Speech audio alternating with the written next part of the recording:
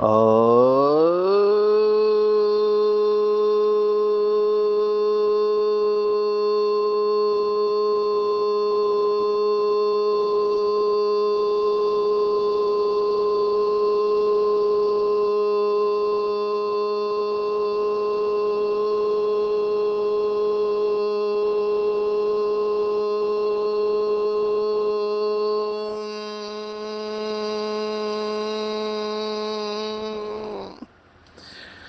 शांति।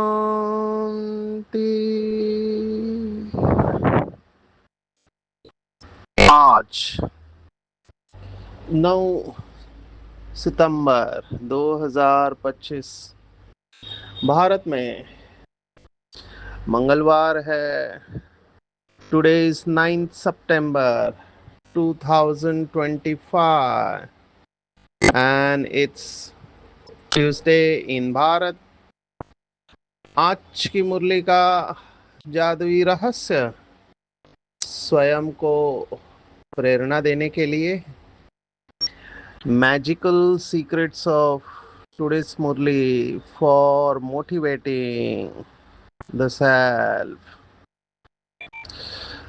आज की साकार मुरली देखो, टीचर भगवान टीचर बनकर कितना दिल से बच्चों को समझाता है कि बच्चे पढ़ाई करो, पढ़ाई करो, पढ़ाई करो। और उसमें भी गैलप गैलप ये एक्चुअली ग्रीक लैटिन शब्द है। गैलप माना जल्दी करना है।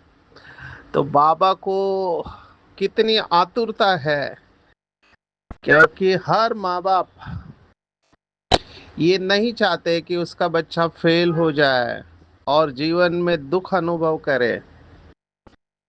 और ये तो रहम का सागर है, दया और करुणा का सागर है। और शायद बाबा को ये स्पष्ट दिखाई दे रहा है कि जिस स्पीड से, जिस गति से, जिस तरह से बाबा के बच्चे साधना कर रहे हैं, अगर उन्होंने अपनी गति को, स्पीड को, इंटेंसिटी को, तीव्रता को नहीं बढ़ाया, तो फिर उनका पास होना मुश्किल है। केवल फेल नहीं होंगे, सजा भी भुगतेंगे। तो बाबा ये नहीं चाहता है, इसलिए आज की पूरी मुरली बाबा एक बात के ऊपर अंडरलाइन करा रहा है कि मुख्य शिक्षा के ऊपर ध्यान दो। वैसे तो बाबा की हर मुरली में ज्ञान, योग, धारणा, सेवा, ये चारों ही बातें आ जाती है, बहुत अच्छी तरह से आती है। हर एक आत्मा अपने स्मृति के अनुसार, कल्प पहले वाली स्मृति के अनुसार मुरली में से पॉइंट्स उठा लेते हैं। जो अच्छा होशियार स्टूडेंट होता है वो रोज का टारगेट लेकर चलता है। जैसे मैनेजमेंट में हम गोल सेटिंग करके एक सब्जेक्ट लेते हैं। गोल सेटिंग माना लक्ष्य, अपना लक्ष्य रखना है। आपने सुना होगा कि गवर्नमेंट का 5 ईयर प्लान होता है, पंचवार्षिक योजना होती है। 5 साल में हम क्या करने वाले हैं।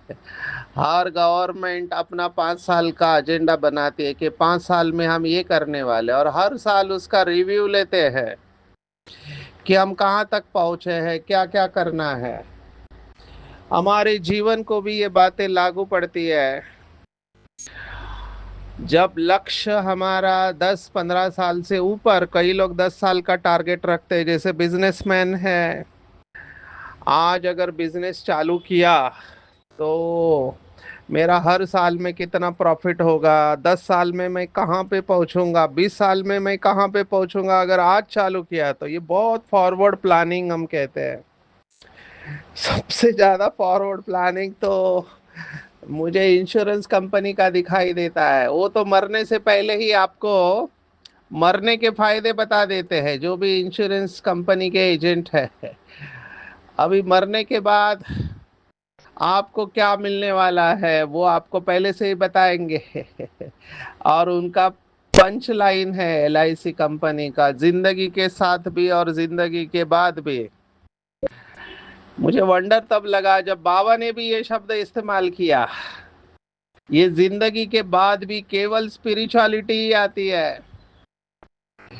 क्योंकि जो भी पढ़ाई हम अभी पढ़ रहे हैं, बाबा ने आज की मुरली में कहा, कोई साथ में नहीं चलेगा, केवल ये पढ़ाई साथ में चलती है, बाकी सब यहाँ छोड़ के चले जाते हैं। केवल बाबा के बच्चे। अभी ये थोड़ा अभिमान की बात लग सकती है, अगर आप किसी को बाहर वाले को सुनाओ केवल आप जो पढ़ते हैं वही आप साथ में लेके जाएंगे क्या हम पढ़ने वाले साथ में नहीं लेके जाएंगे? तो उनको ये पता नहीं है कि ये अंतिम जन्म है, सब परम धाम में जाने वाले हैं। लेकिन बाबा के बच्चे परम धाम से फिर सुखधाम में आएंगे। अब इसका कारण बाबा ने जो दिया है, क्योंकि बाप को नहीं पहचाना है और चक्र को नहीं जानते हैं, नहीं तो उनको भी चांस है। विशेष आज की बात है मुख्य शिक्षा, टीचर की मुख्य शिक्षा। और ये बहुत बड़ी सब्जेक्ट है। शायद इसीलिए आज बाबा ने बहुत बड़ी बात कही है कि गुरु लोग भी इस बात में फेल हो जाते हैं।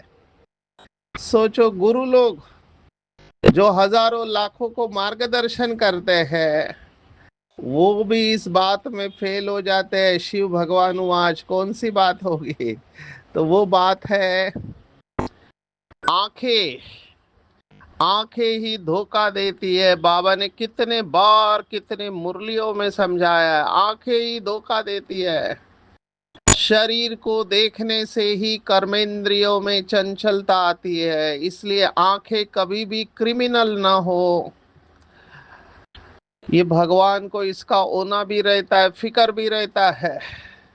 और इस पढ़ाई में अगर हमको पास होना है तो आंखें बहुत बहुत पवित्र होनी चाहिए।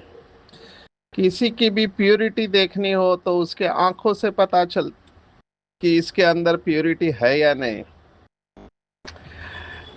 क्योंकि जिसकी पवित्रता नहीं है उसकी नजर शरीर के तरफ जाएगी। जिसकी प्यूरिटी की बातें है, पवित्रता धारण है, वो केवल आत्मा को देखेगा।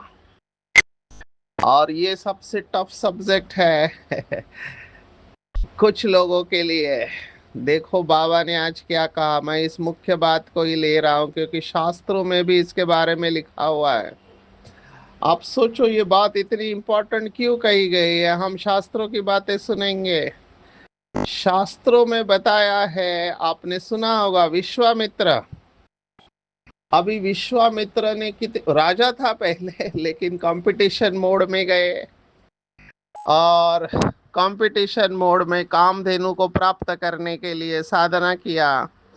और उनके बारे में गायन है कि इतनी कड़ी साधना की, बहुत कम लोगों को पता है। ये गायत्री मंत्र इस ऋषि के द्वारा ही आया है।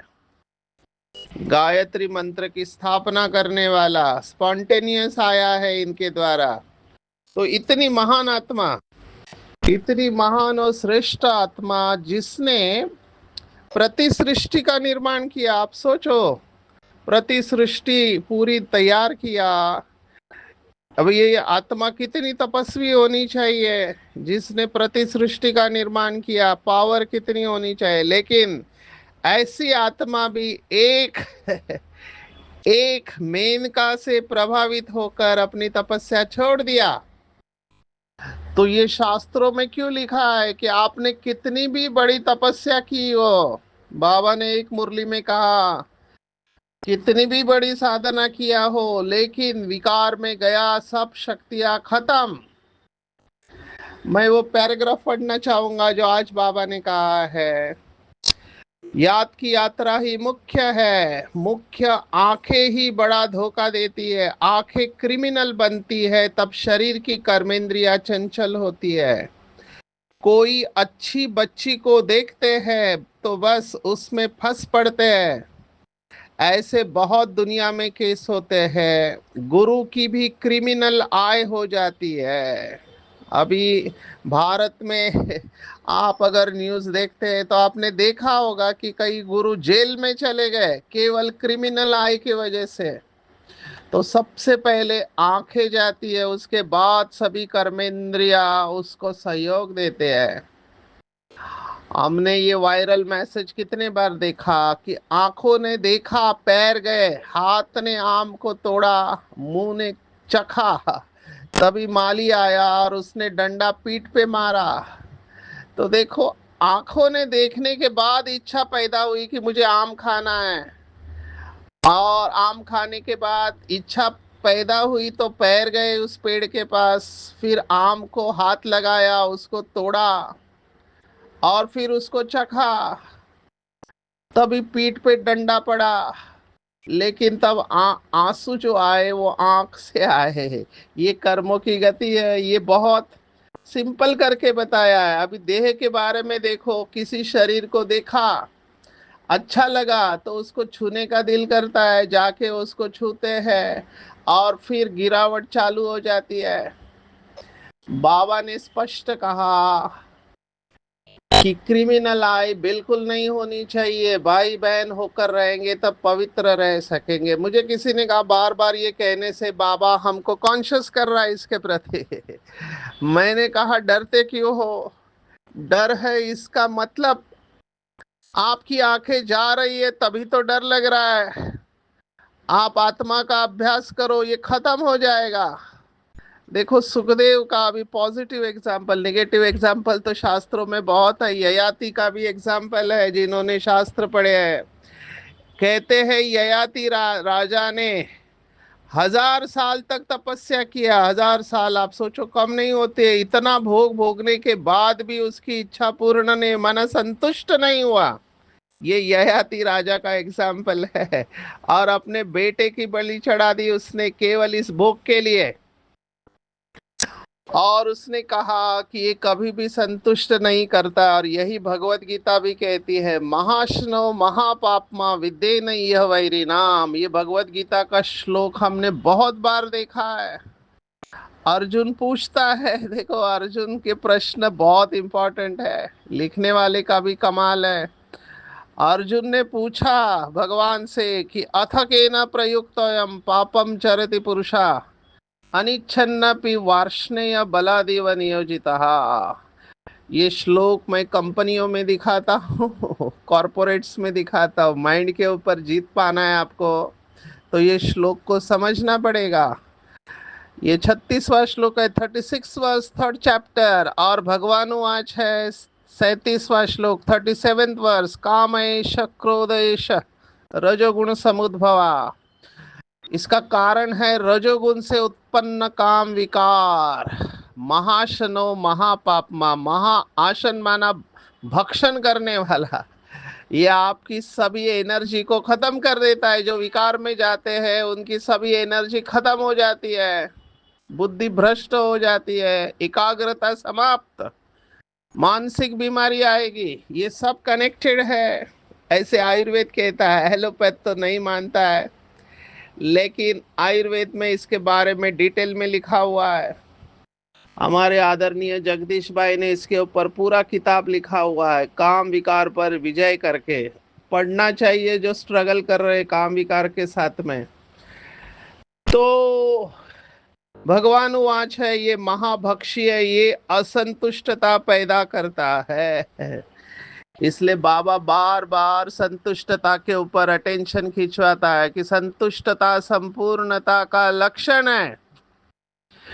असंतुष्ट करने वाला ये काम विकारी है, जो कामनाओं का रूप ले लेता है। कामनाएं मनुष्य की मन बुद्धि को भटकाती है। ये आंखें जाती भी क्यों है? क्योंकि अंदर कामना है, भोग भोगने की कामना। इसीलिए जो योगी होते हैं, देखो बाबा ने मुरली में हमारा अटेंशन इसके ऊपर खिंचवाया है। जो जंगल में साधना करते हैं, अभी उनको कहाँ पंच पकवान मिलेंगे जंगल में? जंगल में जो कंद मूल मिलते हैं, माना सादा भोजन जो जमीन के अंदर होता है या पेड़ों से फल मिलते हैं, उसी के ऊपर ये जिंदा रहते हैं। बाबा ने कितने बार कहा कि भोजन में आसक्ति नहीं होनी चाहिए। हम सन्यासी नहीं है, लेकिन ऐसा नहीं हो कि भोजन अच्छा नहीं मिला तो मूडी ऑफ। मैंने ऐसे आत्माएं देखे, मधुबन में जाते हैं तो 7 दिन का भोजन साथ में लेके जाते हैं। अभी मुझे बहुत वंडर लगा, मैंने कहा ऐसा क्यों? तो कहते हैं कि वहां का मसाला अलग होता है, टेस्ट नहीं आता है, तो ये टेस्ट के गुलाम है। तो हर इंद्रिया आपको पकड़ेगी जहां से आप कमजोर हो। तो इच्छा, मैं ये आंखों के पहले इच्छा को रखता हूँ, क्योंकि आंखें भी जाएगी तब जब अंदर भोग भोगने की इच्छा होगी। और आंखों से ही ये सब फाइल एक्टिवेट हो जाते हैं। अब ये आम खाना या शरीर के द्वारा भोग भोगना ये आंखों के द्वारा होता है, क्योंकि आंखें देखती है। और अगर गहराई से चिंतन करो तो आत्मा के सबसे नजदीक जो इंद्रिया है वो आंखें है, इसलिए आंखों का ज्यादा इफेक्ट आता है। हमको तो ये भी बताया गया है साइंस में कि दो नर्व्स है जो ब्रेन को सप्लाई करती है, एक आंख और एक कान की।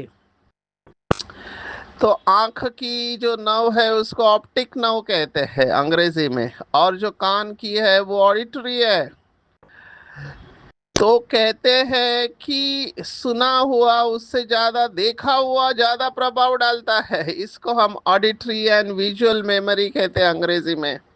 क्योंकि आंखों की जो नस होती है उसकी मोटाई बड़ी ज्यादा होती है कान की तुलना में। और इसके ऊपर लोग वर्कशॉप वगैरह लेते हैं कि आप विजुअलाइज करो, माना देखो, जो चीज अच्छी तरह से देखते हो वो छप जाती है। तो इसका पॉजिटिव एस्पेक्ट है। बाबा को एक मुरली में पूछा कि बाबा इतने जन्मों से हम शरीर को ही देखते आए, शरीर ही दिखाई देता है, आप कहते हो इतनी छोटी सी आत्मा को देखो वो दिखाई नहीं देती है। तो बाबा ने इसको एक्सेप्ट किया।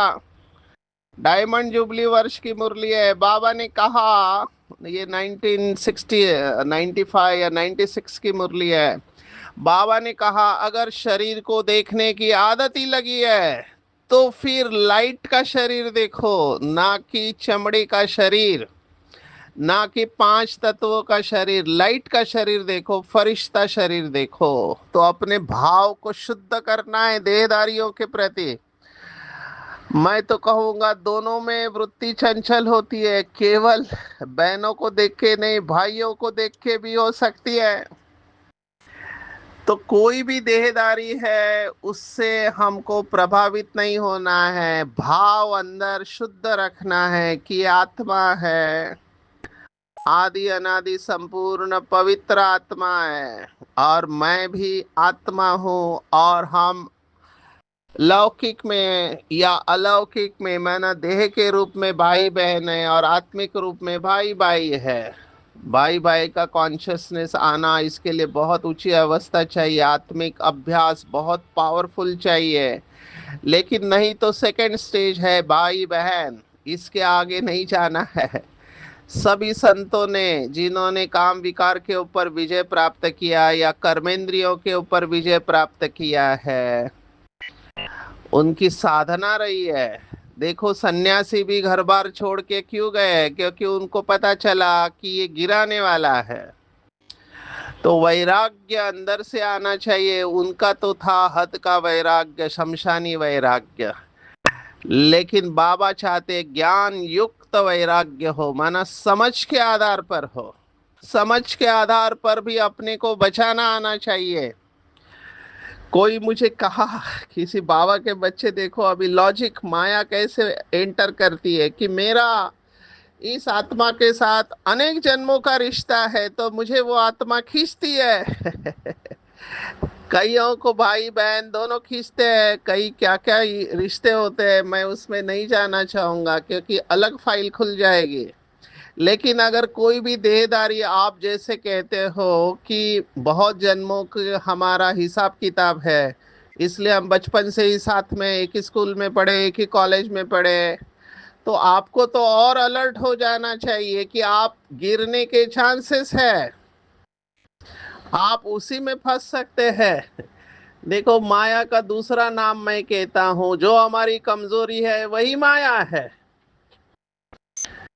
तो कख का चोर सो लख का चोर, जब तक इतना अटेंशन नहीं रखेंगे तब तक माला में आना मुश्किल है।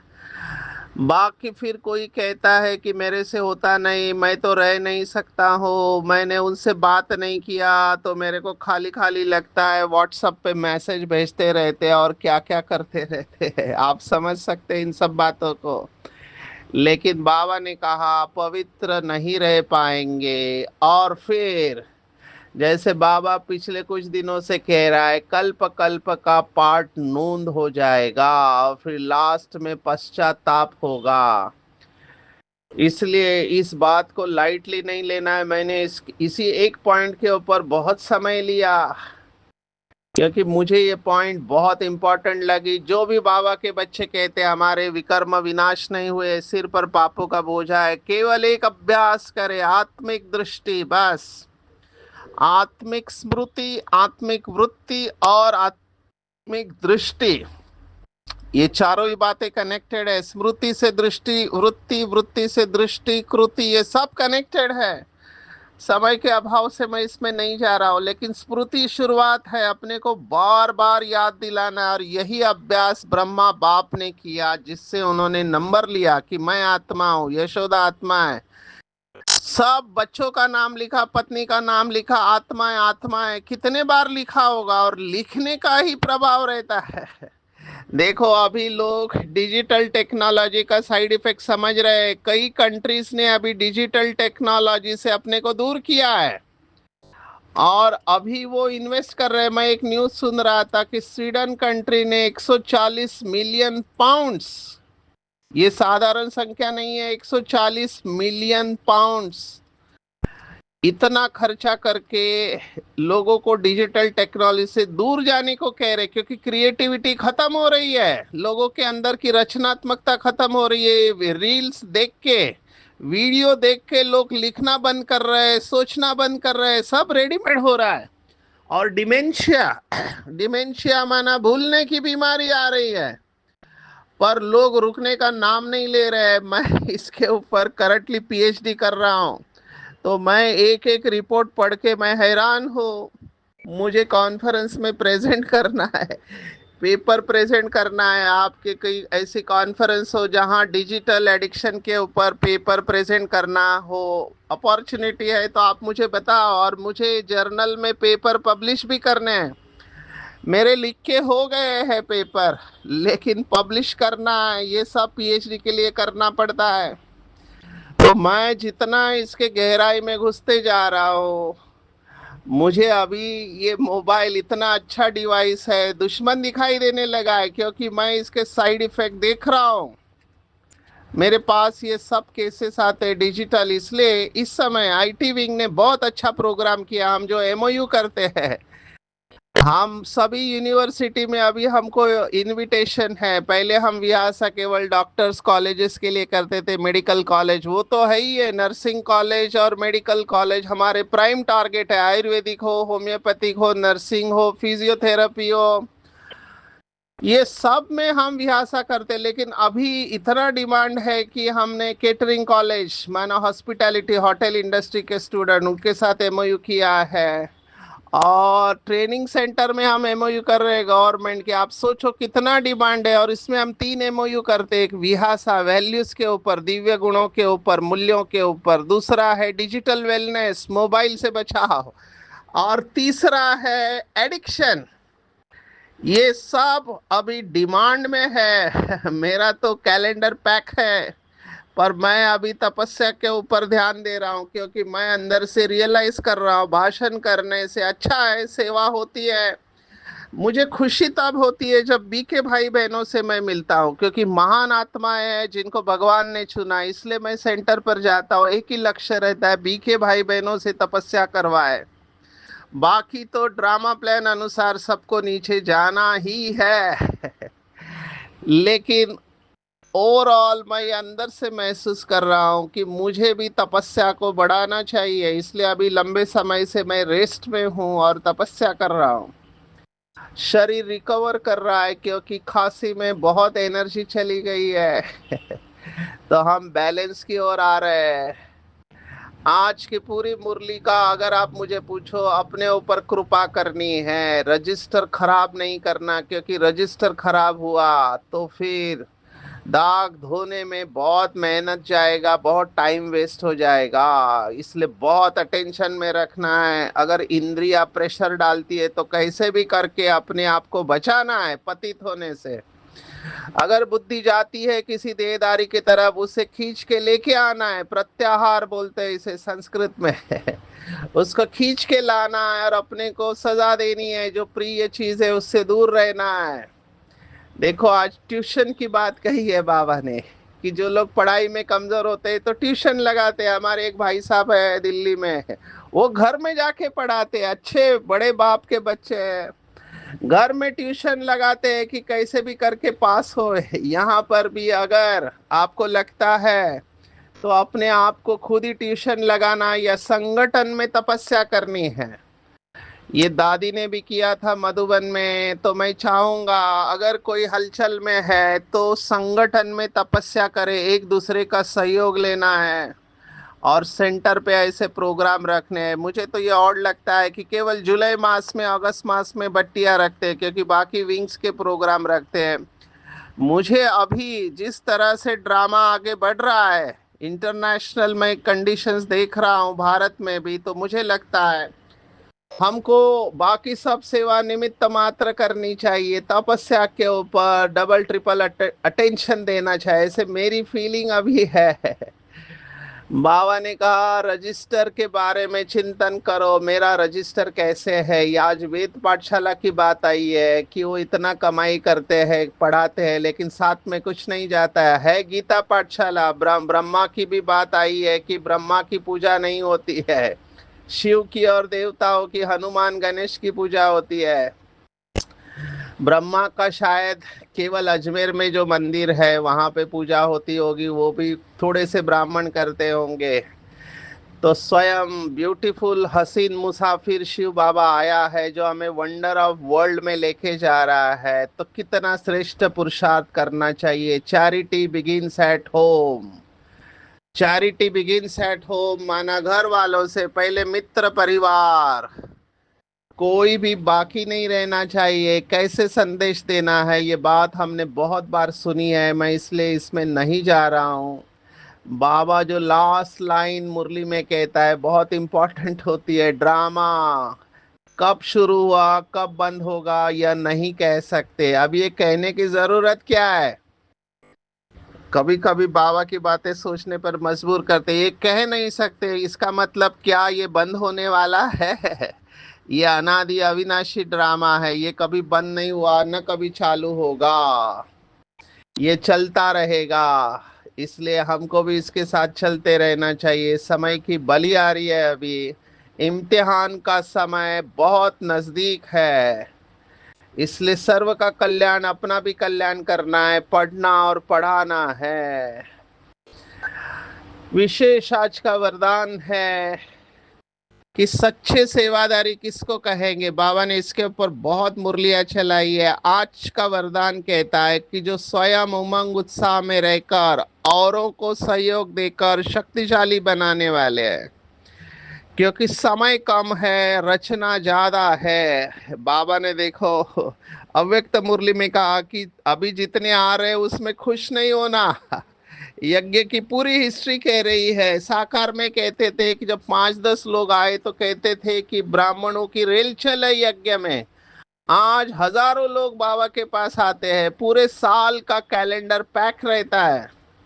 तो बाबा ने कहा बहुत संख्या बढ़नी है, इसलिए आपने जो पालना ली है उसका रिटर्न दो। निर्बल आत्माएं हमारे पास आएगी। अभी तो कुछ सुनना भी नहीं चाहते, कहते सीधा हमको अनुभव कराओ। अभी वो कैटेगरी भी आ गई है बाबा के पास जो कोई सुनने की भी कैपेसिटी नहीं है उनके अंदर। तो समर्थ अचल अड़ल उनको बनाना पड़ेगा। और ऐसे जो सेवा करते हैं उनको कहेंगे सच्चे सेवाधारी। तो चेक करना चाहिए क्या मैं सच्चा सेवादारी हूँ, क्या मैं सभी का उमंग उत्साह बढ़ाता हूँ। आज का स्लोगन और अव्यक्त इशारा दोनों एक ही कह रहा है कि जब चाहे जैसे चाहो मन को 1 सेकंड में स्थित कर सके, किसी भी अवस्था में जहां चाहे वहां पहुंच जाए। अभी अभी साकार वतन, अभी अभी परम धाम, सेकंड की रफ्तार है। और ये मेरे हिसाब से सबसे इम्पोर्टेंट अभ्यास है। आत्मिक दृष्टि के साथ ये अभ्यास अगर हम करेंगे तो मुझे एक फुल कॉन्फिडेंस है कि हम आखिरी पेपर में फ्लाइंग कलर से पास हो जाएंगे। आज की पूरी मुरली में टेक होम है। बाबा ने कहा कि आंखें बहुत बहुत पवित्र होनी चाहिए। पढ़ाई में गैलप करना है, माना फास्ट करना है, कोई भी ऐसा विकर्म करके रजिस्टर खराब नहीं करनी है। कर्मेंद्रियों को कंट्रोल में रखना है। इम्तिहान का टाइम बहुत नजदीक है। मैं तो कहूँगा हर वक्त इम्तिहान है। खुद भी पढ़ाई पढ़ना है, औरों को भी पढ़ाना है। Charity begins at home. सच्ची कमाई करनी है, सबको उमंग उत्साह का सहयोग दे शक्तिशाली बनाने वाले सच्ची सेवादारी बनना है। और मन को, रूह को जहां चाहो जैसे चाहो स्थित कर लो। ये रूहानी ड्रिल प्रैक्टिस करनी है अभी वतन में, अभी परम धाम में। तभी हम लास्ट में पास विद ऑनर बन जाएंगे। अच्छा, ओम शांति।